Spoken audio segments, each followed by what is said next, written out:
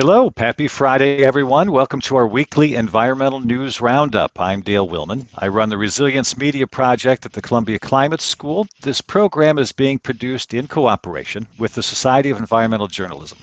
SEJ sends out a daily email roundup of environmental news. It's free to subscribe, and you can look for it at sej.org. Each week on this program, we talk about what's been happening in environmental media that's followed by a deeper dive on one or two issues. Today, I'm being joined by Genevieve Gunther, who's just checking in now and will be up with us in just a second. She's an author and affiliate faculty at the New School in New York, and John Schwartz, formerly of the New York Times and now at the University of Texas, Austin. We'll be talking about how journalists can combat climate disinformation, and I'll have a longer introduction for both in a few minutes, but first, a short news roundup. As we mentioned last week, West Virginia Democrat Senator Joe Manchin and Senate Majority Leader Chuck Schumer announced the so-called Inflation Reduction Act that included hundreds of billions of dollars for combating climate change. And as we mentioned, the drama would continue this week as Arizona Senator Kyrsten Sinema teased Senate Democrats with silence before saying last night she'll support the measure as it enters the reconciliation process with a few changes. The bill is expected to begin its move through the legislative process tomorrow. While the U.S. Congress may finally pass a comprehensive climate measure as early as next week, lawmakers in Australia are also working to possibly pass major legislation of their own. This from a country where not all that long ago climate denial was in full swing. In fact, Australia, which is a major coal exporter, once seemed to revel in denial science, but the country's prime minister says this legislation would finally put the country on the right side of history. It's, of course, been a busy week for the Senate. On Tuesday night, they passed a bill to help veterans affected by burn pits in Iraq, where they were exposed to toxic chemicals as they were being disposed. This story is a good entry for local journalists as well. How are toxic chemicals handled in your community? Is there an annual collection, as some cities do? And if so, how are the chemicals that are collected disposed of? Who might be exposed to the toxics? Some examples would include paints and home pesticides. Sewage often contains toxics and heavy metals also. So how are those treated by your local facility? And there are a lot of ways to file up on this locally. It's not new now that climate change is causing massive disruption across the U.S. this summer. In Kentucky, the death toll continues to climb from major flooding last month, and forecasters say more dangerous storms are heading for the region. And while Kentucky seeks to recover from flooding, a new study from Sweden says much of the rain falling across the globe contains levels of chemicals that greatly exceed what is considered safe. These synthetic substances are known as PFAs, or forever chemicals, because they persist for years in the environment. They're commonly used even today for nonstick pans, firefighting foam, and water-repellent clothes, among other things.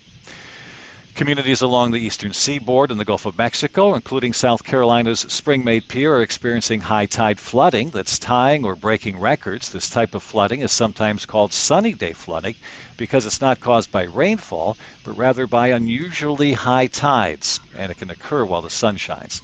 La Nina is considered one factor in this flooding, so scientists say the incidence of high tides should drop as the La Nina cycle ends.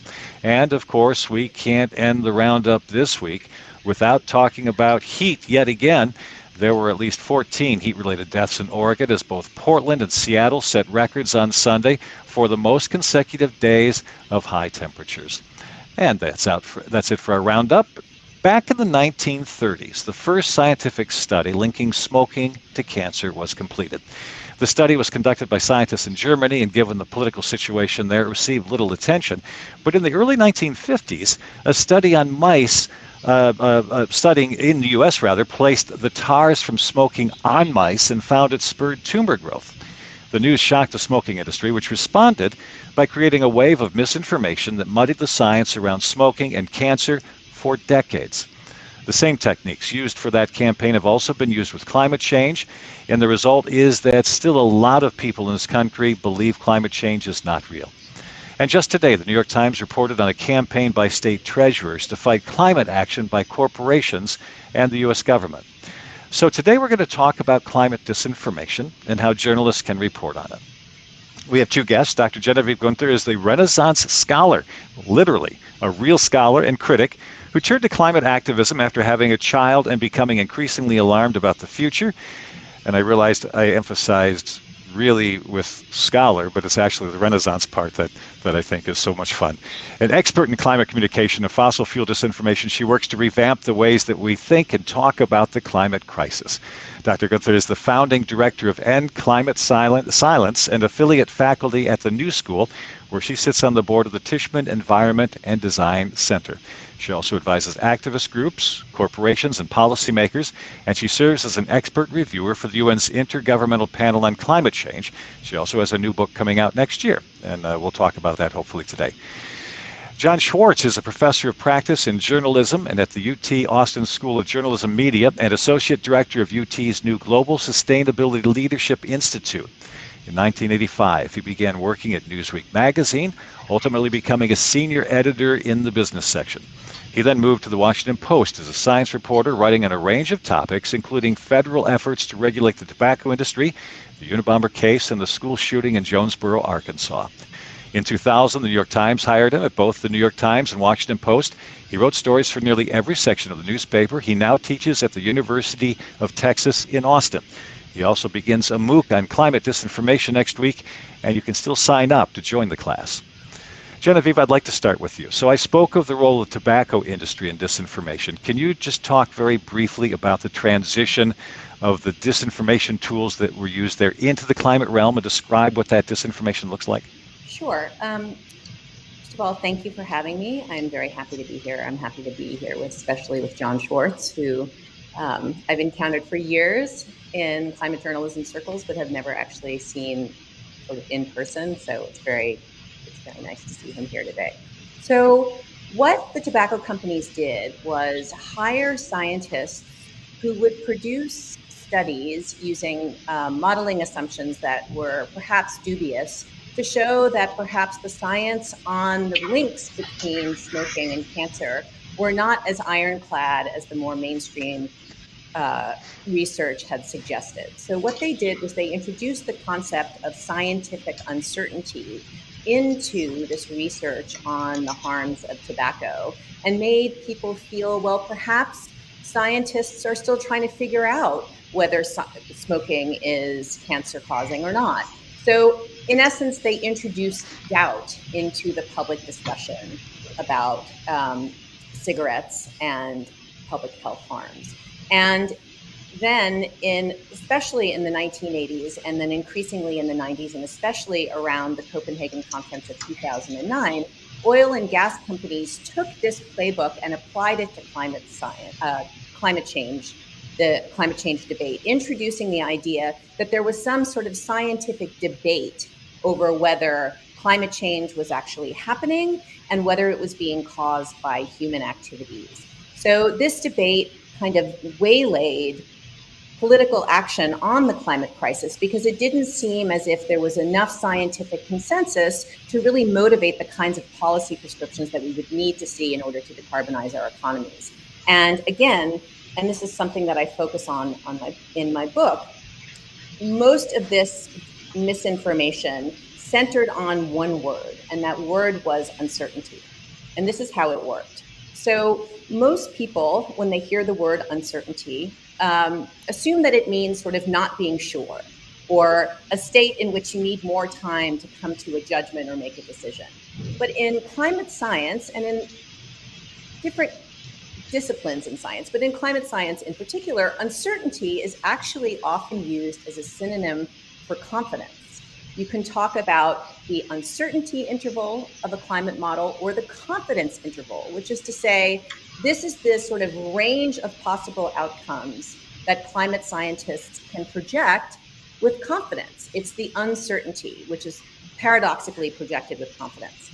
But what happened was oil and gas companies kind of weaponized this jargon, this scientific discourse, so that every time a scientist was quoted by a journalist and acknowledged the uncertainty of their projections in their scrupulous way, they seemed to kind of amplify this misinformation that had been actively produced by unscrupulous scientists who were claiming that the scientific consensus wasn't real.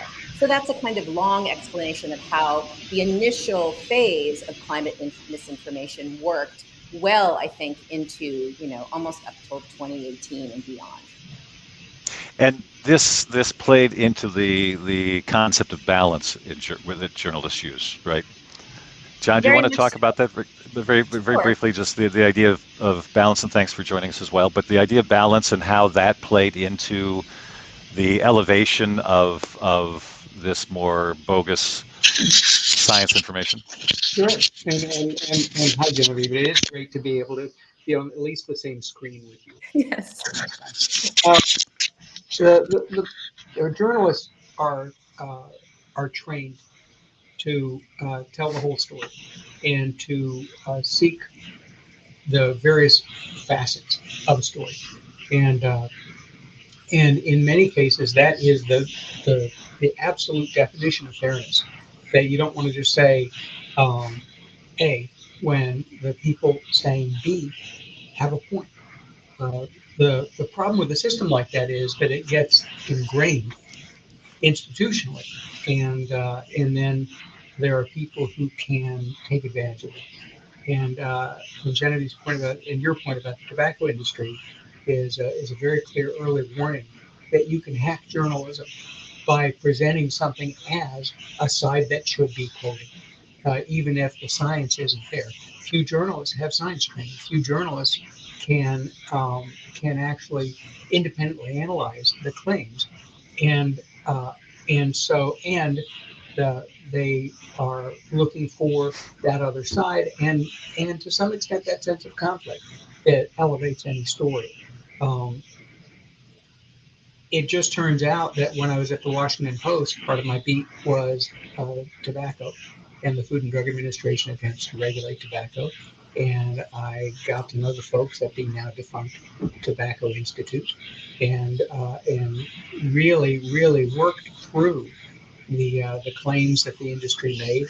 And when it became impossible for the industry to say that smoking isn't that harmful, they then took a step back from absolute denial and moderated their views and said, yeah, but the things that the people want to do to regulate us are really unreasonable and would cause a lot of harm to people who uh, might have to pay more for their products. And this is really going to hit the poor. In other words, they went from hard denial to soft denial and delay.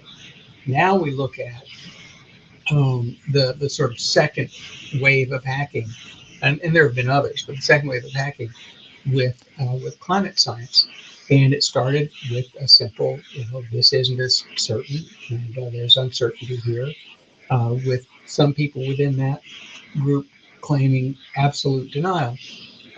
Journalists, unfortunately, many of them without being able or without taking the time to check independently, bought into a lot of uncertainty that was not there or diminishing over time.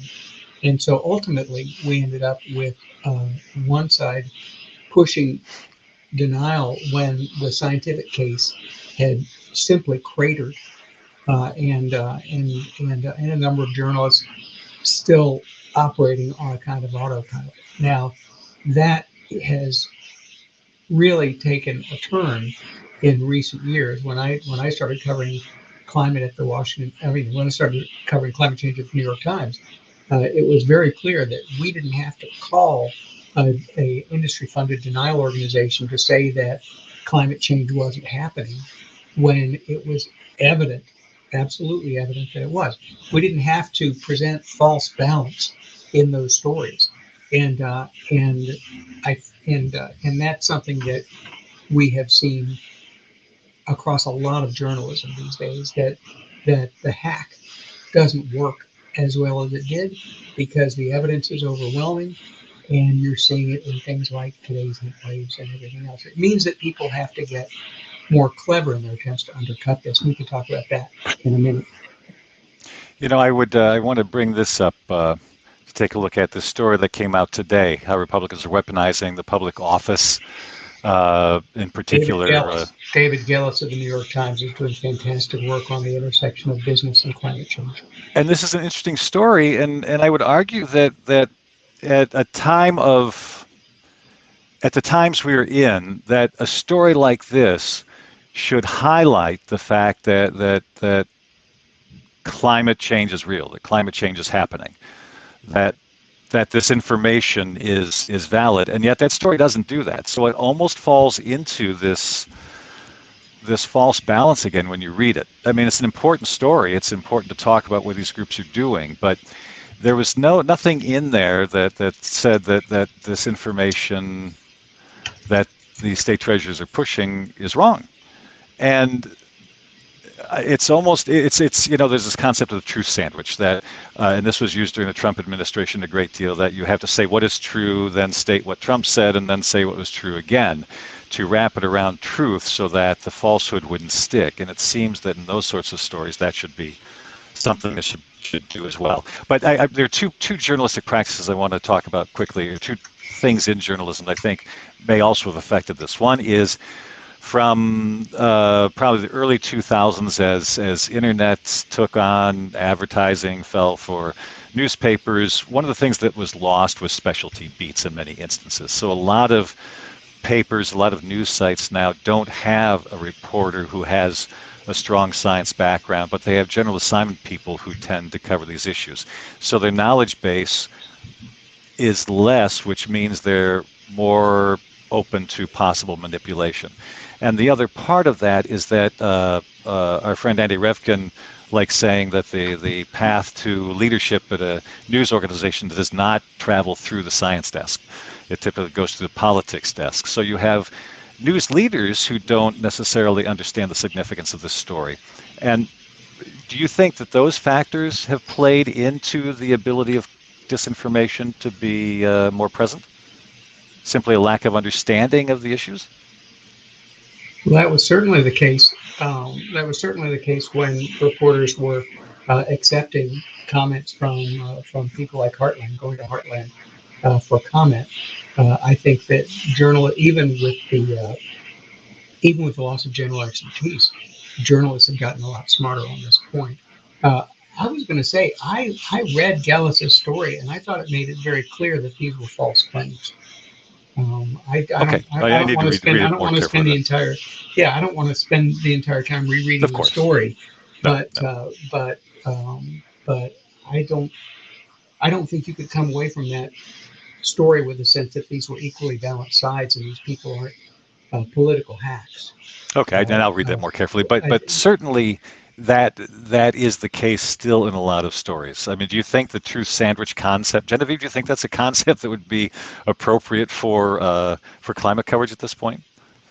Well, I think Lakoff's truth sandwich is very useful when you're reporting on statements that were made in the press by political actors, or when you are reporting on greenwashing as a story. I think that what worries me more is that very often greenwashing doesn't get recognized to begin with, which is kind of what John was talking about a bit. Insofar as, when journalists, to me, increasingly, it seems slightly like a problem of sourcing, so that journalists reach out to sources who are experts in their disciplines, but very often in an energy transition, the people who are experts are people who work in industry, who work in oil and gas, or who are sort of financially or ideologically invested in a particular technology as a climate solution that might not have science backed up to it. But they are quoted as expert sources as if they were offering a kind of objective analysis. And so that to me is what increasingly looks like the most worrisome form of disinformation. So I could imagine that if you are reaching out to the source specifically to write a story on disinformation, you would want to use the Lakoffian technique of truth, false claim, and then truth underneath. But to me, that's sort of, those kinds of explicit lies aren't even the problem. It's more this kind of implicit accreditation of points of view that are biased in some way without recognizing that the bias is there. So that's a kind of tendentious answer to what you just asked. So I want to wrap up the idea of balance. Naomi Oreskes, one of the authors of Merchants of Doubt, talked about, or the book itself talked about rather than a false 50-50 balance. It's this imaginary balance. And one thing I wanted to add to that too is one thing that frustrates with me is there's often not just two sides. When I train, I call it the 360 degrees of a story. As you turn in the circle, you see different angles, different versions, different approaches to the story. So to pretend that there's a 50-50 balance to begin with is fallacious. But regardless, the idea of it's not about balance to sides, but it's about an accurate weight to sides. Does that resonate? Is that a way that journalists should be looking at this? Yeah, I think that resonates with me. I think that more context. I don't know that you would ever be able to get rid of balance simply because, as John was saying, it is a form of narration, that there is a conflict here that we're telling a story about. We're telling stories. We're not just sort of reporting information.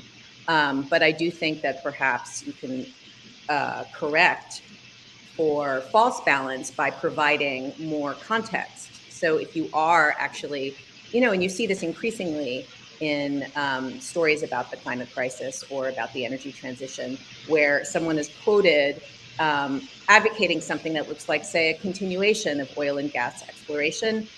Very often the journalist will say, this person's financial interests are attached to this oil company or something to that extent. So that kind of contextualization can do much to help readers sort of, read between the lines and make their own judgments about who should be trusted and who should not be trusted.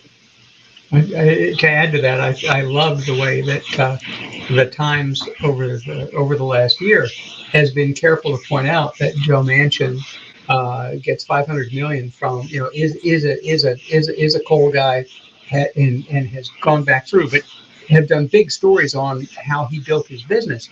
But then even in other references to him points out that he has a big tie to coal and makes that conflict of interest known in just about every story. That you can do it big with an investigative piece, but it's also important to just slip it in there and say, don't sleep on this fact. And it's you covered heritage, John. A number of those organizations in the past, at least, and this goes to the point that you were making, Genevieve, that number of those organizations that people were quoting on climate and other issues, it was often an attorney or a former journalist that they were quoting who had no background whatsoever in the topic at hand, but they were viewed as experts because they worked for this organization that was a think tank. And so this gets at that point of visibility, of light, of putting light on who it is you're talking to, but also in who you select. Does it not? I mean, you shouldn't be going to people like that to begin with as a journalist. Oh, just lost your mic, John. We have to have that at least once in a session. I don't know why you're muted. Let me see if I can bring you back. Unmute, there we go. Nope, it's still not. Oh, your microphone might have the bad. Oh, there you go. How are we doing? Am I back? Yep. Okay. So, and I apologize for that. So let me give you a cautionary tale. There was a lawyer who got quoted on a lot of issues having to do with the Supreme Court. And a very well-known Supreme Court reporter wrote a whole article about why do people quote this guy when he doesn't have serious expertise in this or that issue. Later, when state attorneys general challenged the Obamacare bill in federal court, they used arguments that this expert came up with, and those arguments were to a large extent accepted by the Supreme Court. We didn't at the Times. I had stopped calling a lot of climate denial types for comment on climate change, but then they were ushered into the Trump administration as officials who were making statements that you had to write down. So the idea of simply, well, screw those guys, they don't know what they're talking about. There are elements of news that overwhelm your desire to ignore even paid liars. And that's where the truth sandwich becomes very useful. But just pushing them out of the conversation. Of course, but there's something like Heritage you don't have to go to if they're going to give you an attorney who practiced, family law or something, Right, and exactly. now they're a spokesperson And so you for want the to know gas those industry. qualifications, exactly right. Yeah. But if you're going to be talking to about EPA rules over time, and you're going to maybe talk to somebody who served in a Republican administration, and so has the expertise, the history, but a view that you might not agree with, that might be useful for a story. It certainly could be, and so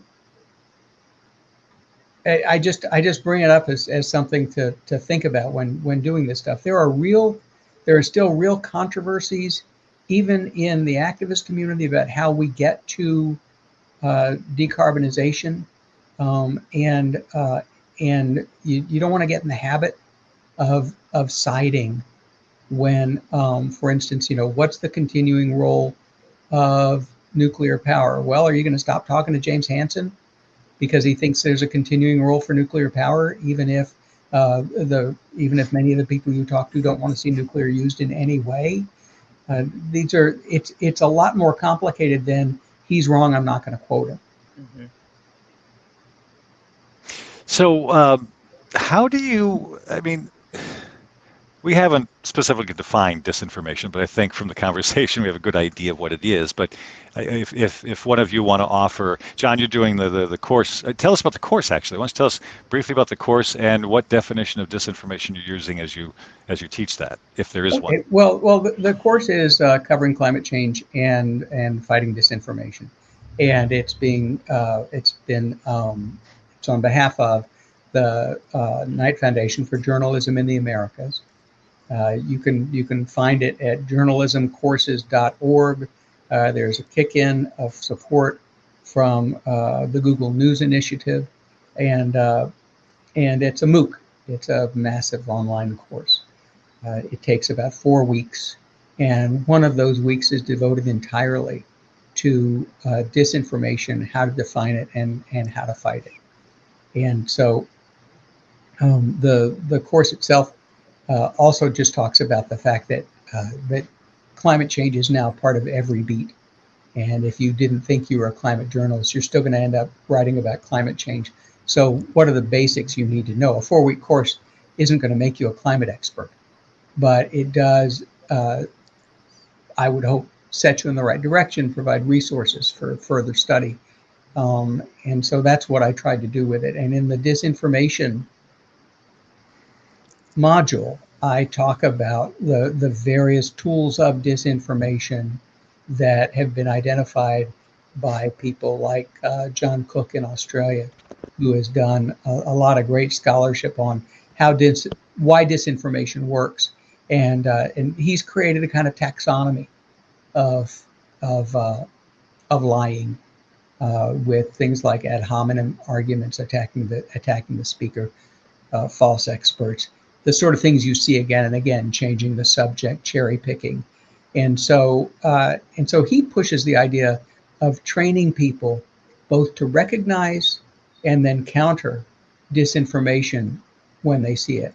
And part of that is not just the George Lakoff truth sandwich idea, but an extra layer of, and here's why the argument is flawed.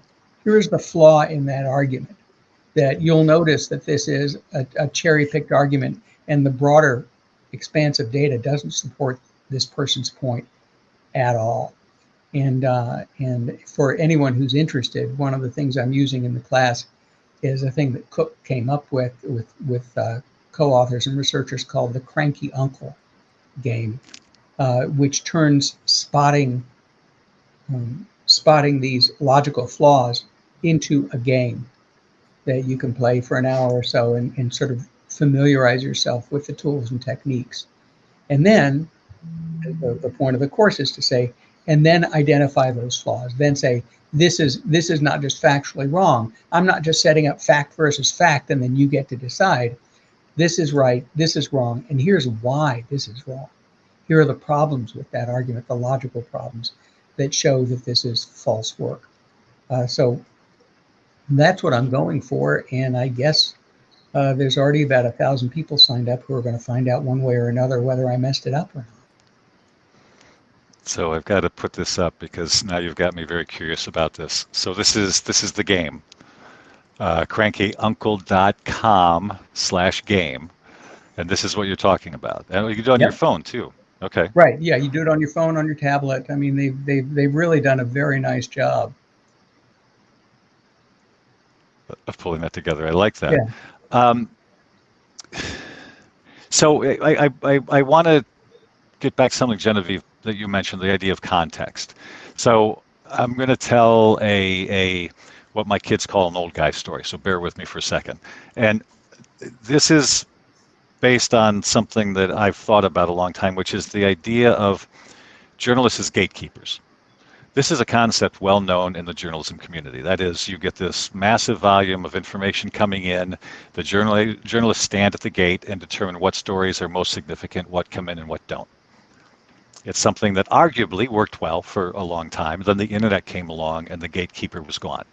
So when the internet was first happening, email was out, a friend of mine sent me this story with this outrage. And it was about, it was a warning for young men who go into, I forget where it was, Brazil or someplace, into bars, and a lovely young woman would come up to them and share a drink, and the next thing you knew, you wake up in a bathtub of ice and your kidneys have been removed for transplant in some other country. And he said, "Oh my God, we've got to tell people about this. This is terrible." And my response was, if your kidneys are removed, aren't you dead? You're not going to wake up in a bathtub. Maybe you should be thinking more about this information you're getting. The point of telling this old guy story is that I would argue that one thing that's happened here is that gatekeeper role has become more muddied, and people have begun to believe things that they otherwise would not have believed, or that they would not have seen because the gatekeeper role would have functioned and kept that out. Do you see that role, the sort of not suspension of disbelief, but this people became accustomed to this gatekeeper role and they think it's still functioning, and so they're more willing to accept information come in? Is that theory sort of all wet, or do you see any value in that? Is that a question for me? Sure. Since you seem willing to jump on it, sure. I mean, I think there are two different things going on that can address your question. One is the rise of social media and how that has undermined the gatekeeping function of the mainstream media. And that's where I was going next, yeah. Information environments are very much siloed among a certain, according to their political identities and their geography. Most people get their news from social media, which only shows them increasing, like, stories that seem to be connected to things that they've already liked. So they very often don't, hear anything outside of their own information bubble. So that's a tremendous problem, and that enables misinformation to spread. I don't know that I would say that the gatekeeping function of mainstream media has really been undermined as much as people worry, because I do think that there is a way in which policymakers and decision makers in the finance space still look to the flagship newspapers to understand what's happening in the world and to take a measure of what's important to know about and how to know about it.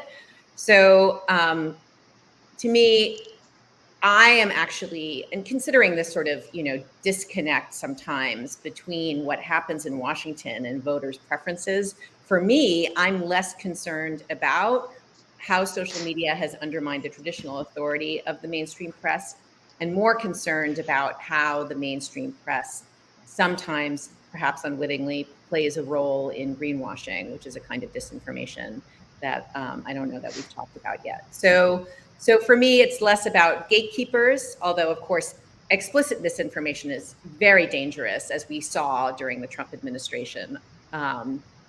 But I feel that, influence over decision makers is still, in some sense, dominated by the mainstream press, and especially the flagship newspapers in America.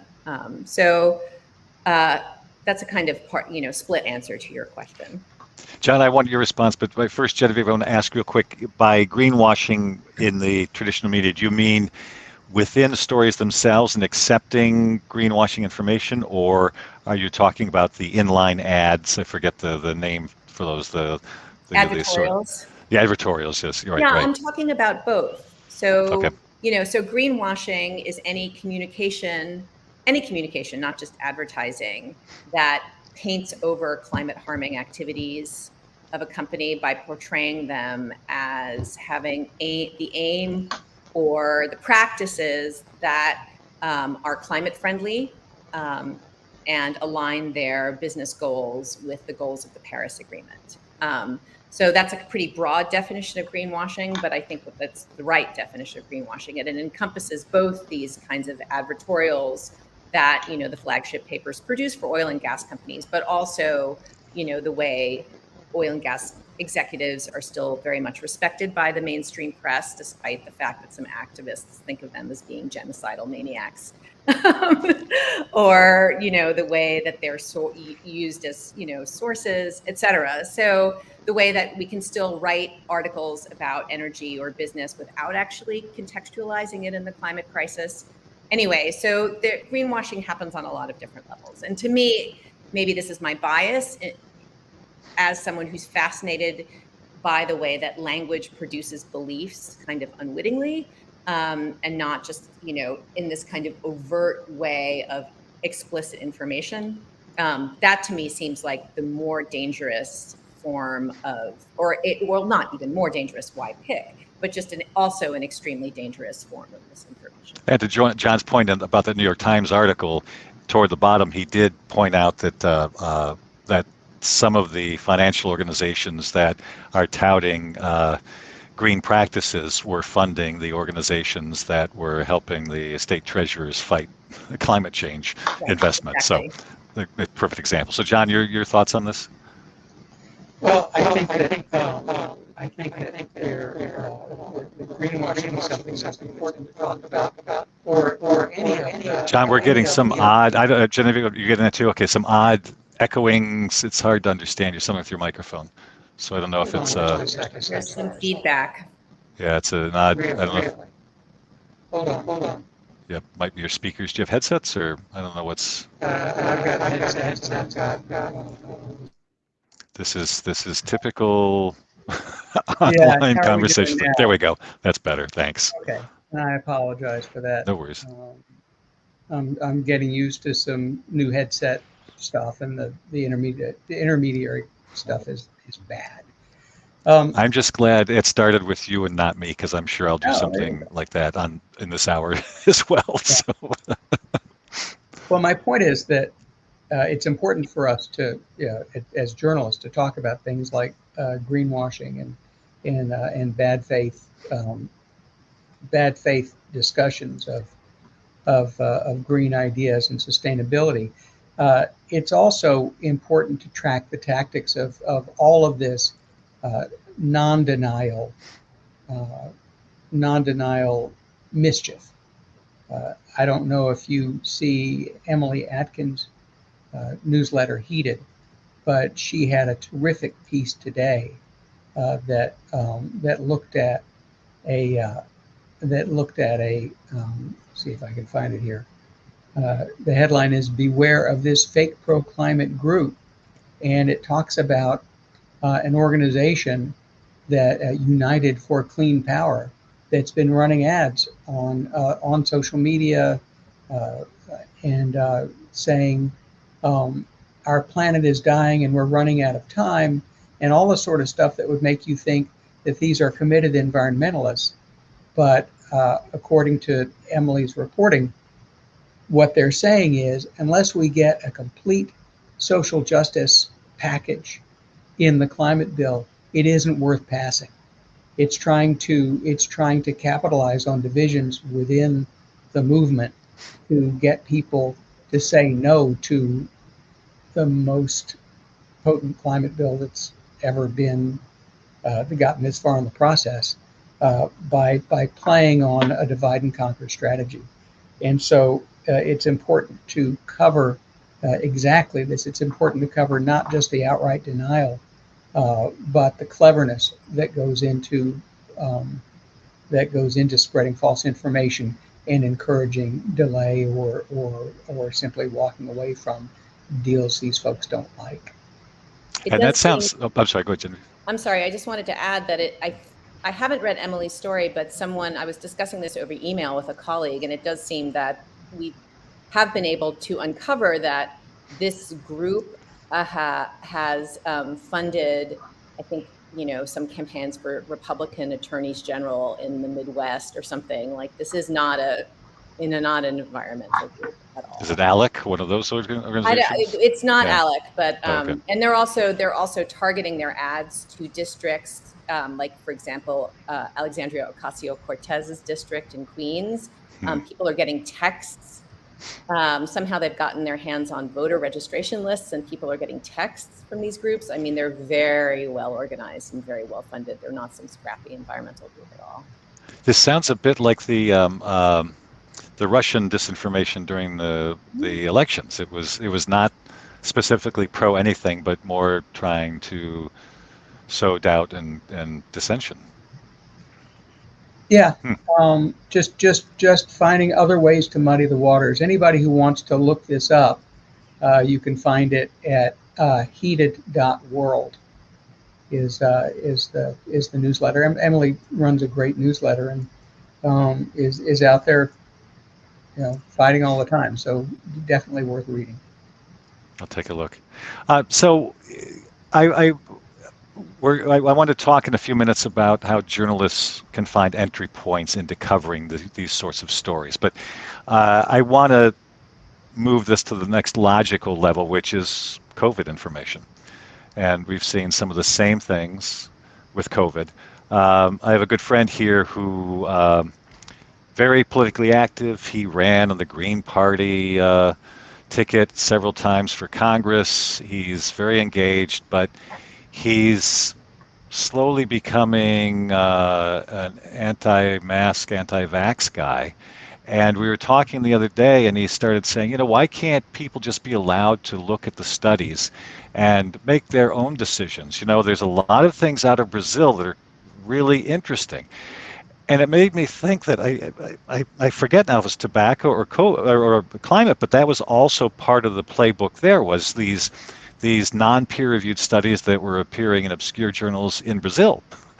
And so it seems that for COVID, the exact same playbook has been used in many instances to try and again sow dissension, all the other elements there. John? Well, do give Robert Kennedy Jr. my regards the next time you talk to him. Yeah, there's that. Yeah. Look, there are people who fall into these traps, and the traps are out there. And the people who have tried to muddy these waters have been doing it a very long time. When I was at the Washington Post writing about tobacco, I encountered people who were spreading disinformation then, and then I saw them working to spread climate disinformation when I first got to the climate beat. And when COVID started, that was the same people again, serving up disinformation, undercutting government positions, and saying that the science is uncertain, as if simply saying you can't trust experts is an overall strategy for putting forth any BS that serves your purposes. But the consistency of these people showing up across topics, across decades, well, it should have been startling to me. It wasn't. I now just expect to see him. It's like the stateroom scene at Night of the Opera. Oh, I was wondering when you'd show up. I want to get to the journalism thing, but one other quick part of this is that part of this we haven't talked about is the whole tribalism, people breaking into their own groups, and that the research is a lot of people researching this, and it's interesting that it's the belief for a while was, well, of course, stupid people will be in tribes and they're only going to believe the tribes, but smart people, they know better. But what they're finding is smart people are actually better able to identify the outlying studies that support their beliefs. And by outlying, we mean, the crap stuff, to then reinforce their tribal beliefs. So Dan Kahan at Yale is someone who's done a lot of work on this. And I talked to him a few years ago about this and was really fascinated because what he had defined in his research was something he called the scientifically curious. So you had the different tribes, but then you had the scientifically curious. And he said these were people who were willing to take in information and actually change their tribal beliefs accordingly based on that information. So my question to him, and we never did really get a clear answer on this, but my question is, because this is a difficulty with journalists. Genevieve, you and I talked about this yesterday. I grew up as an old guy with the belief that journalists' job is to put out information. People would take that in, assimilate it, and change their views accordingly based on that new information. And we know now that that's not how the world works, and it's much more complicated. And as journalists, we have to find new pathways to get important information into people's heads who wouldn't normally listen. So are scientifically curious people, is there a way to use that as a pathway to get into these organizations, these not organizations, these tribes who might otherwise not pay attention? I think that really one of the most interesting cultural developments of the 20th century was the way that the right wing split off from science. Like science and military technology and industry had always been paired during the Cold War, but at some point in the, I would say just before the Iraq War even, the right wing sort of split off from science because science started talking about things that were perhaps undermining the idea that, we should put profits first. And so the right, in my reading, sort of became anti-science because the science was now saying, hey, the way we're, generating oil and gas emissions is really dangerous. And there's just no way to continue on with the kind of free market model that the right so loves if you take those warnings seriously. And at the same time, the far left saw this kind of past marriage of science and capitalism and technology. And they decided that they didn't have to listen to scientific expertise either because they thought that science was an expression of what, the academic left calls power. So there is this way in which the kind of more extreme factions of our culture have both split off from the scientifically curious and have become weirdly allied ideologues. Whereas, and what worries me sometimes is in science communication or climate communication, people see these cultural trends and think they're looking at kind of human nature. And so they don't believe that we can ever just share information with people because it's always going to be read through these partisan lenses. And that's true. But I personally believe, and there are studies that show this increasingly, that giving people information can change their beliefs. Even Republicans, when they hear more about climate science, when they hear the facts from trusted messengers, do update their beliefs and do increasingly understand and accept that global warming is created by human activities. So, that's not enough. It's a necessary precondition. It's not, sufficient. But I do think information still actually does move people to make reality-based decisions. And I still believe in the mission of journalism to provide people with information and not try to spin it according to their partisan beliefs, because I do think that those really extreme sides of our, and by extreme, I kind of almost at this point include the entire right wing, but those extreme factions of our current culture and America in the early part of the 21st century are not everybody. We see that in the vote in Kansas. Ruby Red Kansas just voted to uphold their, abortion protections because they believe in this sort of objective value of theological freedom of religion. So I don't know that we're as polarized as some people fear. I think that there's still a core of scientifically curious and kind of Enlightenment folk in this country. At least I have to believe that, or else I Perhaps Renaissance folks. morning. So, John, how did journalists begin to look at this and find ways of covering this?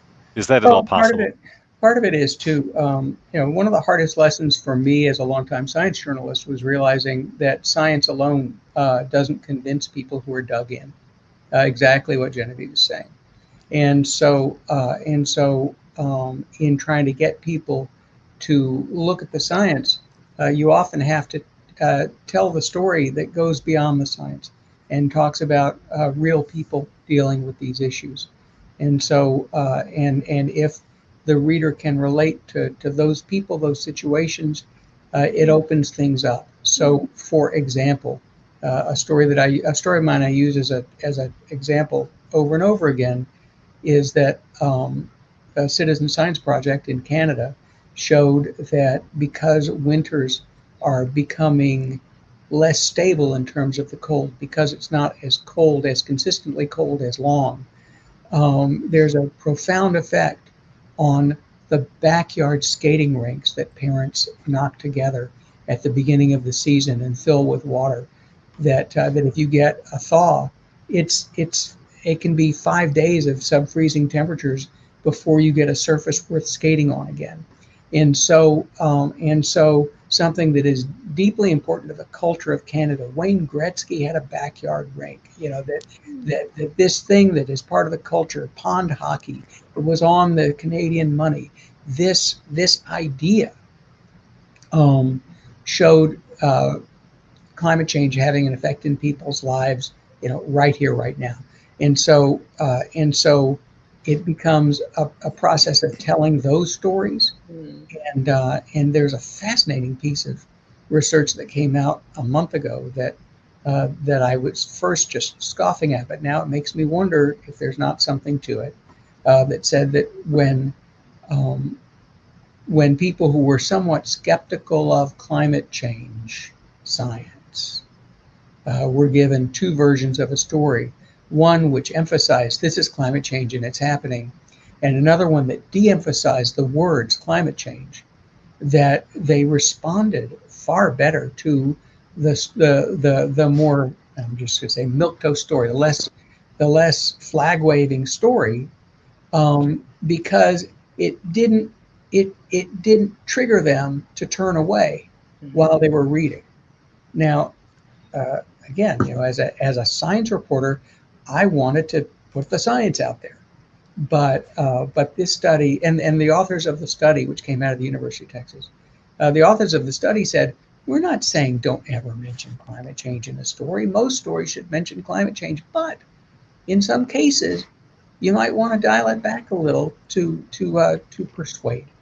And these are the considerations that can be applied to journalism from the work of people like Catherine Hayhoe, who talking about climate change as a major solution. That she's saying you get that message person to person, you transmit it, you are that trusted source, to use Genevieve's point. And so after I finished the book, I sent her a note saying, I'm so depressed because you're saying that journalism, the role of journalism isn't really helpful here. But of course, we talked about it, and over time I came to understand the role of journalism is every bit as important. It's just how you send that message, and and how you connect with people the way that she is saying we should all connect with each other. This is akin to science reporters in Florida talking about, instead of climate change, talking about sea level rise, because everybody there can relate to that without even mentioning climate. But having that in there and making those connections are still important. Right. I don't want any journalist to hide the ball. I just want people to think about who's your audience, right, and what are you trying to do with this story, right? But there are two things you raised here. That and you mentioned citizen science briefly, and I think this is an entry point for journalists as well, and something we don't do enough of. John, you may remember, I think you're in New York at the time, but the WNYC did the cicadas were coming out. So one of the engineers designed using Arduino or Raspberry Pi, or one of those little circuit boards, a soil temperature indicator. because the primary indicator of when cicadas will emerge is soil temperature. And hundreds of people around the tri-state area put these in their backyards and would report daily on a spreadsheet or some reporting mechanism at WNOC, and they were able to predict the cicadas coming out. Now, practical nature of that, probably not a lot, but creating citizen science projects that can help feedback and get people to understand the science better, I think, is one way that journalists can really become engaged in this. It's a bigger project than just writing a story, but it can have a much bigger impact on what you're trying to accomplish. So we're at time, so I don't want to keep. We could go on this for a long time. I've enjoyed this, but John, I would be remiss before we close if I didn't give you an opportunity to talk about your shirt and the flag behind you and explain that. Well, the flag behind me is Ed Hawkins' Climate Stripes. One of the things I tell my students in my journalism courses is that there are lots of ways to tell a story, and this flag, through its graphics, shows the progression of global average temperatures from our cooler past up through the last century and into where we are today, which is red for hot. And that is brilliant storytelling in a single image. And so I tell people, you can write all the words you want, but knock me out with an image if you can. And so there's a lot of ways to tell the climate story. And so this flag is one of them. And I'm eternally grateful to Hawkins for coming up with this very elegant way to talk about where we are and why it's a problem. And as for the shirt, I just like the damn shirt, you know. So like some people, they start looking more and more like their pets. You look more and more, dress more like them. Yeah, exactly. You might say I'm acclimatized. Oh. That's a good way to leave us on Friday. Thanks for that, John. Look, thanks to both of you. I'm grateful for you to join us. Genevieve Gunther of the New School in New York, John Schwartz of the University of Texas, Austin. Don't forget, John has his MOOC coming up starting on Monday, so be sure and check into that if you're interested. Next week, Andy Revkin will have our program, and if you want to rewatch this program or any other program in our series, check out Andy's YouTube page. Thanks for joining us, and I hope you all have a wonderful weekend. Thanks, guys. Sorry for the tech problems. No problem.